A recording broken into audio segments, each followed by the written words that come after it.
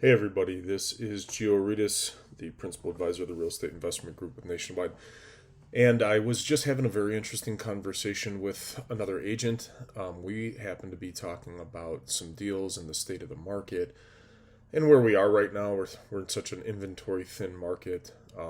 They call that a seller's market because sellers can, get a higher price for their house. And so the conversation was, we're having such residential low inventory issues, and how difficult it is even with a strong offer to get, a seller to accept an offer because everything's kind of like an auction right now. To be honest, it's pretty much exactly the environment that you're in right now is an auction environment.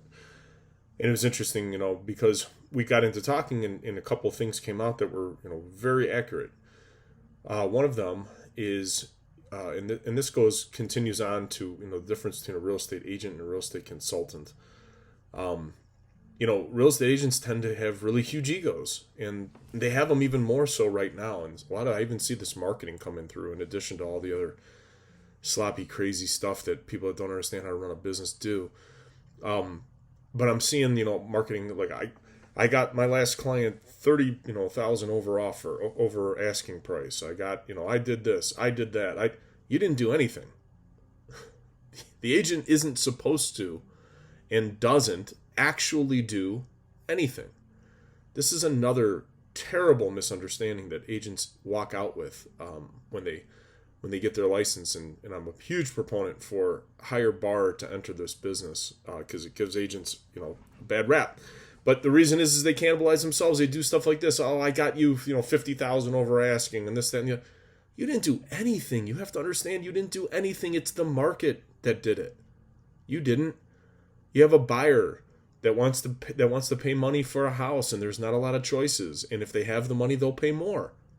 And that's pretty much it. That's the simplistic version of what's going on. But that's the actual thing that's going on. To have an agent interject themselves into something and say, well, I've gotten higher offers, or I've done more for, gotten more offers, more multiple offers for my clients, and they should use me. I mean, it is such garbage. Beware, buyers, sellers, anybody that's out there, beware that this is the kind of stuff that you're up against. This is the kind of stuff that you have to know about, and you have to be able to ask the right questions. So double check, and if the people that you're looking for, or that you're seeing, or that you're considering working with, are marketing themselves this way, are talking to you this way, are making it sound like what they do is any different than any other agent is going to do. It's really not that true. The only difference is some of them pick up their phones more than others. That's about it.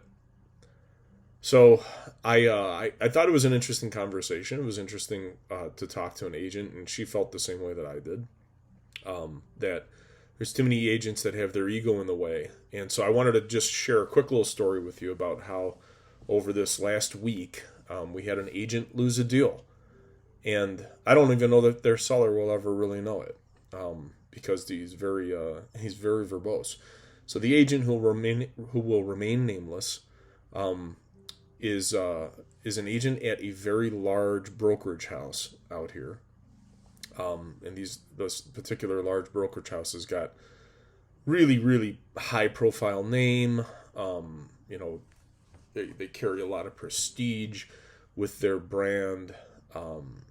There's in these companies there's really like two or three like main agents that run the teams for the rest of for the brokerage, and so he's on one of the big teams. And I had heard some things through the grapevine about the team, so I kind of figured like maybe there was a chance that I'd be running into something like this, big ego.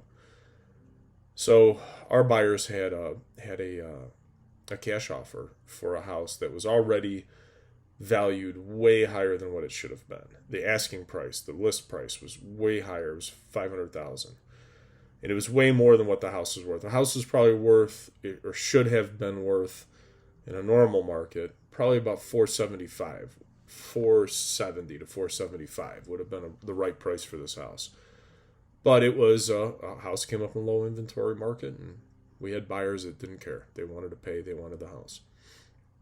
So we come in with an offer 30,000 over, And the agent from the very beginning was treating us really badly, was talking to us really badly.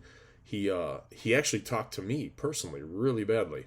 He said some things that I wouldn't really say to another person, to be honest. I'm just not not that crazy, I guess. But I'm sure their sellers didn't know. I'm sure that they had no idea that this guy was a very rude, crass, vulgar man. And because I'm sure that as he turned around to them, he put on the smile on the face and he was all puppy dogs and ice cream. I cannot imagine somebody in their right mind hiring somebody that treated us the way that he treated us if he had been that way to them. So I have to imagine that he's two-faced in that regard. But a lot of them are. A lot of the agents are. They're one way to outwardly and one way inwardly, and it's not a great, true representation of your client. And you're supposed to be, as an agent, you are simply there to convey information, make sure that things, the proper documents are done right, make sure that everybody understands what's going on, that there's transparency. I mean, I can go on and on about what you're supposed to have learned in school when you got your license, but most people haven't. So my clients have to know everything. They have to. It's our duty as agents to convey information in a timely fashion so that everybody can make decisions, and we are not to withhold any information. We are not to change or alter or interject ourselves into any of the information. We are simply ombudsmen of the information. So my clients were seeing everything that was going on. I was with them all week. They wanted up to the date. I gave them up to the date updates, and they were very much turned off by the way this agent was acting. In general, the things that they were making them do, the things that he was saying, he wanted my buyers to do this and to do that, and to jump through this hoop and set this one on fire and jump through, and then he, talked back to us and was vulgar with us. It was just a terrible display, to be honest with you, a terrible display of professionalism, if you even want to call it that. So it was interesting. In the end, my buyers felt that doing business with somebody like this was probably not a great idea, and they walked. And I think they did the exact right thing. They absolutely should have walked, because we ended up finding a more perfect place for them afterwards, which was great. But these clients were something that I didn't reveal, was that they were not just residential buyers. For this particular case, they were buying a house for themselves, but they're investors, and they are business people. And they understand the market, and they understand, what happens in real estate. So we had a very educated buyer in this particular case, and they will certainly look out for this other agent's name in the future. And I think that it affects the deal.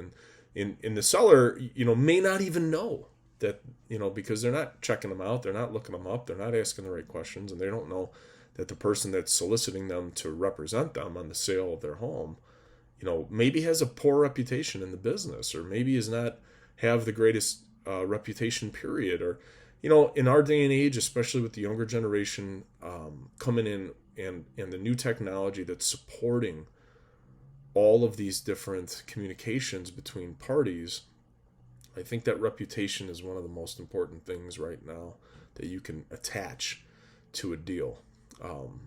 And so you have to think to yourself, what is your agent attaching their reputation to? What are they standing on? What's their platform? I see a lot of agents right now online. In fact, there's so many of them that it's horrible. Most of them female, actually. They're strutting around, dancing on poles, swinging around, in bikinis and, scantily clad. And man, it just gets you thinking, like, what are you really selling? Are you trying to get somebody's, house? And that's what all the ads I'm seeing, especially on social media, they're dancing around and doing all sorts of weird stuff. And it's like, is that the person you really want representing one of the largest financial transactions, that any person might ever do in their lives?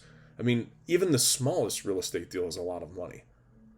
Is that really the person that you want, representing your interests? Do you want somebody that treats other people poorly, or doesn't consider trying to make a win-win deal? Or what are you really selling there? And then what kind of clients are going for that? It's a very circular, very disturbing reality that I think that everybody that is going to buy or sell a property, whether it be a personal property, a commercial property, industrial and commercial tend not to have these kinds of agents. They tend to be a little bit more professional, but the residential market for sure has just a litany of hoo-has who have no idea what they're doing and misrepresenting their clients.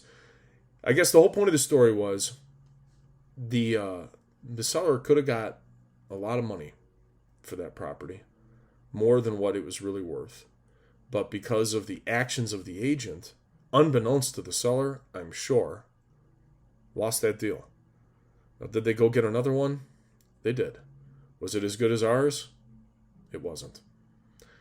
And so it just is a point that I wanted to take a minute to talk about and just let you know that it matters who works for you. It matters who you choose. Choose a professional. The REIG here, we're fantastic. We've got a long history, and we look forward to talking to you. Thanks for spending the time with me today.